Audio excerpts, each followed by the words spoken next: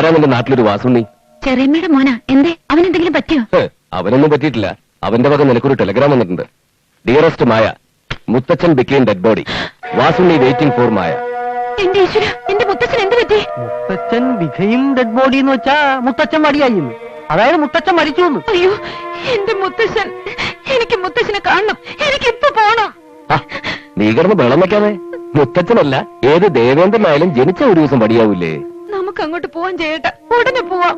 നമ്മളെ രണ്ടാളെ ഒന്നിച്ച് കണ്ട വടിയായ മുത്തച്ഛൻ നരിയാവുന്നു നീ തന്നെയല്ലേ എന്നോട് പറഞ്ഞത്? അതിന് സാറിനെ മോളെ ആരും കാണാൻ പോലെ. സാറും ചേച്ചിയും കുഞ്ഞും അവിടെ എത്തുന്നു, ചേച്ചി മാത്രം അവിടെ ഉള്ളവർ കാണുന്നു. അങ്ങനെ നോക്കുന്നു, ചിന്തിച്ചു. അതെ, അങ്ങനെ മതി. എനിക്കൊന്ന് മുത്തച്ഛനെ കണ്ടാ മതി. സാർ എന്തായാലും ചേച്ചിയെ കൊണ്ടുപോയി മുത്തച്ഛന്റെ മൃതദേഹമെങ്കിലും ഒന്ന് കാണിച്ചു കൊടുക്കണം. ഇല്ലെങ്കിൽ ഒരു ജീവിതാവസാനം വരെ മനസ്സിലിങ്ങനെ കിടന്ന് പൊരിയും. നമ്മൾ എങ്ങനെയാണെന്ന് പോവാ? സമയത്തിന് ഇവിടെ എത്തണമെങ്കിൽ വല്ല വിമാനത്തിലും കയറി പറക്കണം. എന്നാ നീയും വാ, നമുക്ക് ഒന്നിച്ച് പറക്കാം. ഇവളില്ലാതെ മോളെ കൊണ്ട് ഒറ്റയ്ക്ക് ഞാൻ ഇവിടെ എന്ത് ചെയ്യാന്? അത് ഞാൻ ഏറ്റു. സാറിന്റെയും ചേച്ചിയുടെയും കൂടെ ഏത് അന്റാർട്ടിക്കയിൽ വേണമെങ്കിലും ഞാൻ വരാം. നമുക്ക് 3 പേർക്കും ഓരോ ഫുൾ ടിക്കറ്റും ഓൾക്കൊരു കുട്ടി ടിക്കറ്റും എടുത്ത് നമ്മളിപ്പൊ കേരളത്തിലേക്ക് പറഞ്ഞാൽ എന്റെ ഉള്ള ബാങ്ക് ബാലൻസും പറക്കുമല്ലോ കൃഷ്ണ.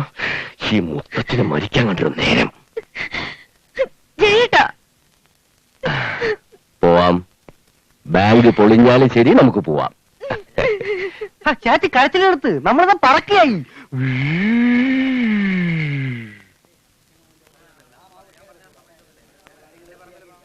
എടാ വാസുണ്ണി, എന്റെ 2 കാലും അവിടെ തന്നെ ഉണ്ടോടാ?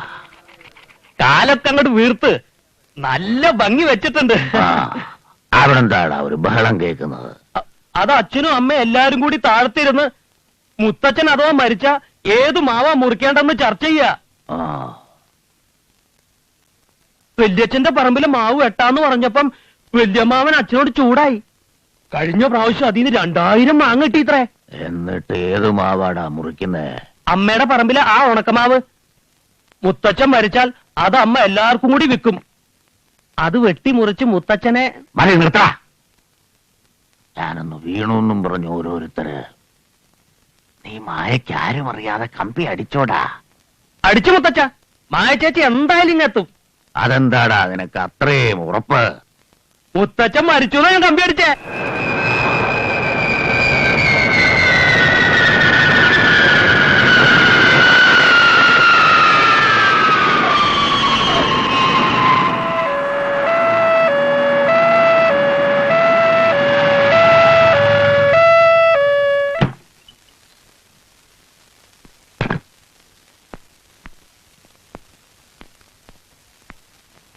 മുത്തച്ഛ, ആശാരി വന്നു. സഹായിക്കണോ? ആശാരി കിടപ്പിലായിരുന്നു. ഇന്ന് തന്നെ കൂട്ടിക്കൊണ്ടുവരാൻ മുത്തച്ഛൻ പറഞ്ഞുകൊണ്ട് ഞാൻ അങ്ങ് വടക്കാഞ്ചേരിന്നേ ആംബുലൻസും പിടിച്ചിഞ്ഞു പോകുന്നു. എന്റെ കറപ്പായി, നീ ഇപ്പോഴും ജീവനോടുണ്ടോടാ? ഉണ്ടേ, അതുകൊണ്ടല്ലേ കാണാൻ വന്നത്. ഞാൻ പണിത ഈ കോവണി 60 കൊല്ലം കാരിരുമ്പ് പോലെ കിടന്നില്ലേ മൂപ്പിൽസ് നായരെ. ഇപ്പൊ ഇത് ഏത് കഴിവേറിയാ ചവിട്ടി പൊളിച്ചത്? കഴിവേറി ഞാനാ. അല്ല, അത് ചവിട്ടി പൊളിക്കാനും വേണം ഇത്തിരി കരുത്ത്. അതിപ്പോഴും മൂപ്പിൽദാർക്ക് മാത്രമേ ഉള്ളേ. സമയം കളയാതെ നീ അതൊന്ന് നോക്ക്. എനിക്കത് നന്നാക്കാതെ ഒരു സമാധാനം ഇല്ലടോ. ആദ്യം ആരെങ്കിലും ഒരു വിളക്കൊന്ന് കത്തിച്ചു വെച്ചേ. ഭഗവതിയെ വിചാരിക്കാതെ ഞാൻ മുഴങ്കോല് തൊടില്ല. സമയം കളയാതെ നീ വേഗം വീട്ടിലേക്ക് അല്ലേ. ഇനിയും നീ വൈകിയ ചിലപ്പോ നിന്റെ മുത്തച്ഛന്റെ പുക പോലും നിനക്ക് കാണാൻ പറ്റിയെന്ന് വരില്ല. തൽക്കാലം ഞാനും കുഞ്ഞും ഒപ്പം വന്ന് അവിടെ അതൊരു പ്രശ്നമാക്കണ്ട. അതൊരു മരണം നടന്ന വീടല്ലേ ദാസ. നമ്മളായിട്ട് എന്തിനാ അവരുടെ സന്തോഷം കളയുന്നത്? അത് നേരാ. ആ സന്തോഷം കളയണ്ട. നേരത്തെ പറഞ്ഞതുപോലെ ചേച്ചി മാത്രം പോയാൽ മതി. നീയും ഇവളുടെ കൂടെ പോയി അവിടത്തെ ചുറ്റുപാടുകളൊക്കെ ഒന്ന് പഠിക്ക്. അകത്ത് കയറണ്ട. അത് ഞാൻ ഏറ്റു. 1-2 ദിവസം മോളുടെ ബഹളം ഞാൻ അഡ്ജസ്റ്റ് ചെയ്തോളാം. വേണമെങ്കിൽ മുത്തച്ഛന്റെ കർമ്മങ്ങൾ കഴിയുന്നവരെ നമുക്ക് ഈ ഹോട്ടലിൽ തന്നെ തങ്ങാം. തൽക്കാലം നിന്റെ കല്യാണം കഴിഞ്ഞ കാര്യം ആരോടും പറയണ്ട. സമയമാകുമ്പോ പറഞ്ഞാൽ മതി. എനിക്കെന്തോ ഒരു പേടി പോലെ. നീ ധൈര്യമായിട്ട് ചെല്ല്. നിന്റെ മുത്തച്ഛന്റെ ആത്മാവിന് വേണ്ടി ഞാനും പ്രാർത്ഥിക്കാം.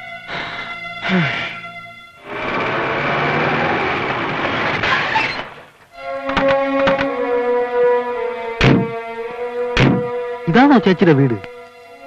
ആരെയും പുറത്ത് കാണുന്നില്ലല്ലോ. മുത്തച്ഛനെ ദയിപ്പിച്ചു എന്നാ തോന്നണത്.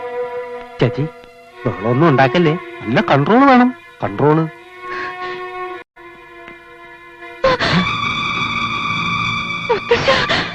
കൊണ്ടുപോയിട്ടില്ല ദേ കിടക്കുന്നു മുത്തച്ഛനെ.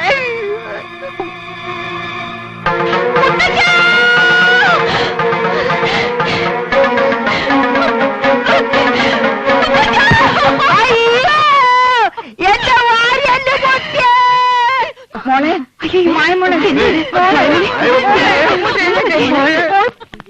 അല്ല മൂപ്പിനാര് കാറ്റുപോയോ? മോളെ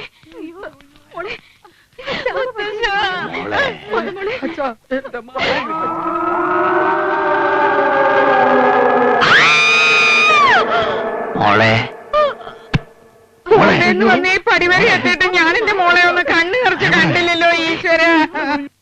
സാറേ സാറേ ഏ ആ പ്രശ്നമായി സാറേ. ഉം. ചേച്ചിയെ കണ്ടതും ചത്തോയ മുത്തച്ഛൻ എഴുന്നേറ്റ് വന്ന് കെട്ടിപ്പിടിക്കാൻ വന്ന് വേറൊരു മുത്തച്ഛൻ ചത്തും പോയി. പുതപ്പിച്ച് ശ്മശാനത്തിലേക്ക് എടുക്കാൻ വെച്ച മുത്തച്ഛന്റെ 4 വാരിയല്ലേ ചേച്ചി അമർന്ന് വീണപ്പം പൊട്ടിപ്പോയി. ആ മുത്തച്ഛൻ നിലവിളിച്ചപ്പോ വേറൊരു മുത്തച്ഛൻ മോളെന്ന് വിളിച്ചതും ചേച്ചി ഡീം. ഹോ. ആ വീട്ടിലെന്തോ പ്രേതബാധയുണ്ട് സാറേ. ഞാൻ എന്റെ ജീവിതത്തിൽ ഇതേവരെ ഇത്രയും പ്രേതങ്ങൾ ഒരുമിച്ച് കണ്ടിട്ടില്ല. മായക്ക് എന്തു പറ്റി? ഹ, ചത്ത മുത്തച്ഛൻ എഴുന്നേറ്റതും ചേച്ചിക്ക് ബോധം പോയി സാറേ. ചേച്ചിയെ എല്ലാ പ്രേതങ്ങളും ഒന്നായി എടുത്ത് അകത്തേക്ക് കൊണ്ടുപോയി. അപ്പം മുത്തച്ഛനോ? മുത്തച്ഛൻ പറിച്ചു മൂടി അവിടെ തന്നെ കിടക്കുന്നുണ്ട്. ഇനി നല്ല ധൈര്യമുള്ള ആരെങ്കിലും ചെന്ന് ആവാഹിച്ച് ദഹിപ്പിക്കണം, അല്ലാതെ രക്ഷയില്ല.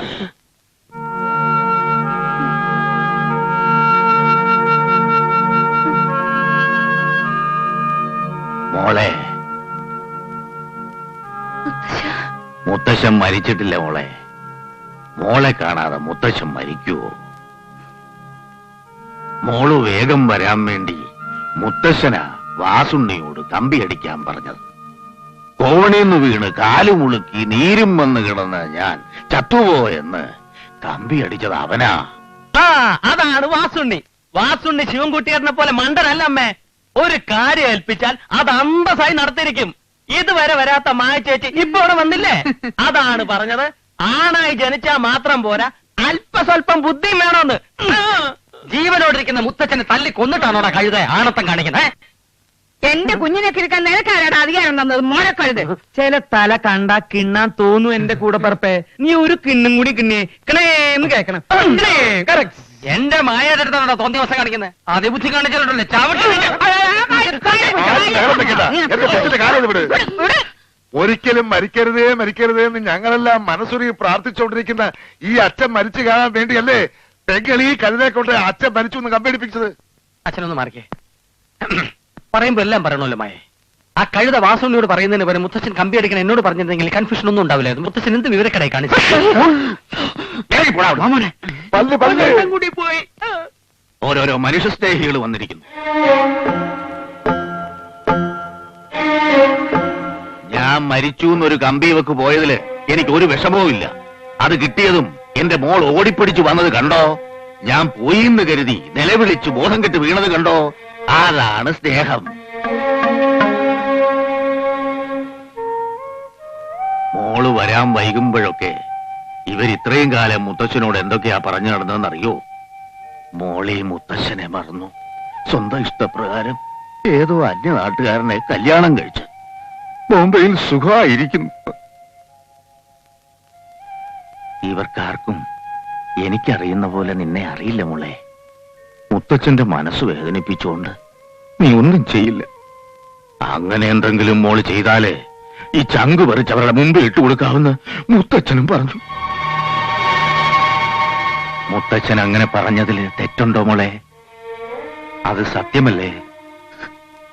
സത്യമാണ്. കണ്ടോ, ഇതാണടാ പൊക്കിൾക്കൊടി ബന്ധം. ഇവക്ക് ഞാൻ മുത്തശ്ശൻ മാത്രമല്ല, അച്ഛനാണ്, അമ്മയാണ്, അതിനും അപ്പുറത്ത് ഈശ്വരനാണ്. ഈശ്വരൻ. എന്റെ മോളെന്നെ ചതിക്കില്ല. ഗോവിന്ദൻകുട്ടി കൊണ്ടുവന്ന കല്യാണം നടത്തുന്നതുവരെ അവളെ ഞാനിനി ബോംബെക്കെന്നല്ല ഒരു സ്ഥലത്തേക്കും വിടില്ല. ഈ കാണുന്ന സ്വത്ത് മുഴുവൻ ഞാൻ മോളുടെ പേരിൽ എഴുതി വെക്കും. അവക്കും സേതുമാധവനും അത് വേണ്ടെങ്കിൽ ഈ കാണുന്നത് മുഴുവൻ അവളുടെ മുത്തശ്ശിയുടെ പേരിൽ വല്ല അനാഥാലയത്തിനും കൊടുക്കും. ആരാ മുത്തശ്ശി സേതുമാധവൻ? ആ, നിന്റെ ഗോവിന്ദൻകുട്ടി മാമൻ നിനക്ക് കൊണ്ടുവന്ന പയ്യനാ മോളെ സേതുമാധവൻ. അതിസുന്ദരൻ, പണക്കാരൻ, വലിയ ഉദ്യോഗസ്ഥൻ. അടുത്ത പ്രമോഷൻ കിട്ടി ഇംഗ്ലണ്ടിലേക്ക് പോവാ. അതിനു മുമ്പ് കല്യാണം നടത്തണം. അതൊന്ന് നടന്നു കാണാൻ വേണ്ടി മാത്രമാ മോളെ മുത്തച്ഛൻ ഇപ്പോഴും ജീവിക്കുന്നത്. പറ, മോള് സമ്മതിക്കില്ലേ? എല്ലാ കാര്യങ്ങളും ചിന്തിച്ച് മോക്കും കൂടെ നല്ലതാണെന്ന് തോന്നുന്ന ഒരു കാര്യം നടത്താൻ മുത്തച്ഛനോടൊപ്പം മോള് നിൽക്കില്ലേ? വല്ലാത്ത ക്ഷീണം. എനിക്ക് സ്വല്പം കിടക്കണം മുത്തശ്ശ. ആ, മോള് സുഖമായിട്ട് കിടന്നോളൂ. വൈദ്യരോട് പറഞ്ഞ് മോക്ക് മുത്തച്ഛൻ്റെ ഒരു നാടിക്കഷായം തിളപ്പിച്ചു തരാം. ഒരു കമ്പി കാരണം ഉണ്ടായ പേടി മുഴുവൻ അങ്ങ് മാറട്ടെ. ആ